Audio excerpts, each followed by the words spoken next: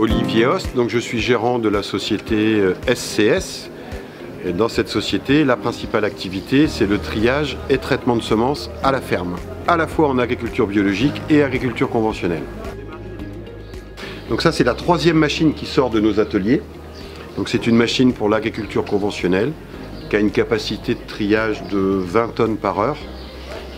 Et on a amené beaucoup d'innovations sur, d'une part, les aspirations. Donc on a énormément travaillé l'aspiration pour les poussières, les raies gras, les folles avoines. Et d'autre part, on a éliminé toutes les vis de la machine. Il n'y a plus aucune vis, donc on ne casse aucun grain. Donc l'organisation, donc en gros on prend rendez-vous à peu près 3 semaines à l'avance, enfin, ils font des plannings. Et en gros, moi pour trier sur l'exploitation, en 3 heures, on a à peu près trié les blés, l'orge, voilà quoi. On fait à peu près du 40 quintaux, je crois à peu près heure de mémoire, c'est à peu près de cet ordre-là. Et sachant que c'est en big bag, ça se passe très bien. Et chez Olivier Host donne bien un coup de main, enfin il n'y a pas de souci quoi. Donc l'entreprise Host vient 2 à 3 fois par an pour le traitement des semences. Une première fois pour l'orge, une seconde pour le blé, qu'on fait généralement au début septembre, et aussi pour le maïs au mois d'avril, début avril. Avec Host, on peut traiter un gros volume de semences en un petit laps de temps, dans une journée. Donc nous, on se regroupe à plusieurs exploitations pour traiter un maximum de semences dans la journée. C'est une semi-remorque que nous avons construite il y a 2 ans maintenant, dédiée 100% agriculture biologique. C'est-à-dire qu'elle a des possibilités de séparer plusieurs espèces, ce qui n'est pas le cas des machines conventionnelles, de la févrole du blé, ou des fois il y a un peu de fleurs de coquelicot dedans, etc. Il faut qu'on arrive à tout nettoyer, tout séparer.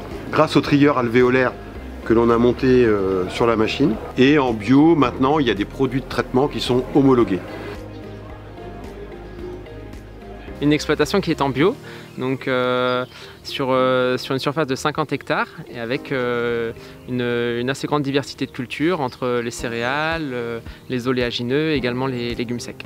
Dans mon système, je veux une autonomie donc, et un maximum de traçabilité du semis jusqu'à la commercialisation.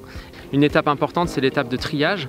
Donc oui, là je fais appel à la société Tribio, donc de la société Host, et du coup qui vient à la ferme avec un camion de triage pour avoir un triage performant et une qualité de triage du coup directement valorisable derrière. Le triage, il ne s'arrête pas au triage alvéolaire ou au triage rotatif, il va jusqu'au triage optique.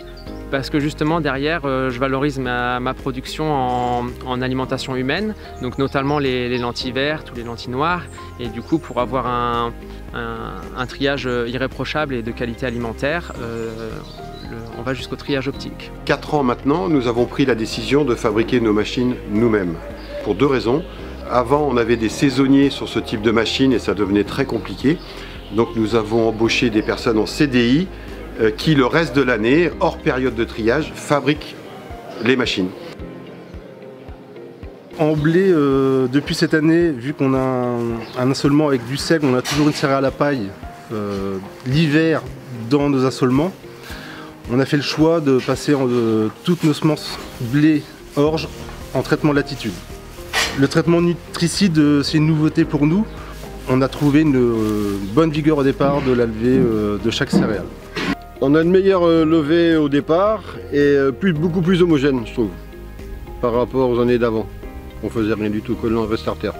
On a fait des essais dans des terres, plusieurs sortes de terres, où on retrouve toujours, même que certaines terres où c'est plus tufeux, qu'on retrouve quand même une différence, qu'on n'est pas, voilà, que ça pourrait encore être mieux, mais on trouve toujours cette différence d'aération. Plus homogène, plus démarrage beaucoup plus vite, avec l'engrais sur le grain, où on voit que dès que le maïs germe, on a cet effet démarrage plus visuel.